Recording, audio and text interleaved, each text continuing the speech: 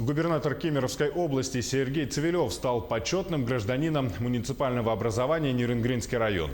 Бывшему руководителю компании «Колмар» присвоено это звание за высокий профессионализм, выдающиеся заслуги в угольной промышленности, достижение успехов в эффективности производства, значительный вклад в социально-экономическое развитие Нерюнгринского района, подтверждаемый государственными наградами. С новым званием Цивилев сможет ежегодно получать из бюджета выплаты в размере 50 мротов, это порядка 564 тысяч рублей. И, как сообщил Сергей Цивилев, эти деньги он будет перечислять гимназии номер 1.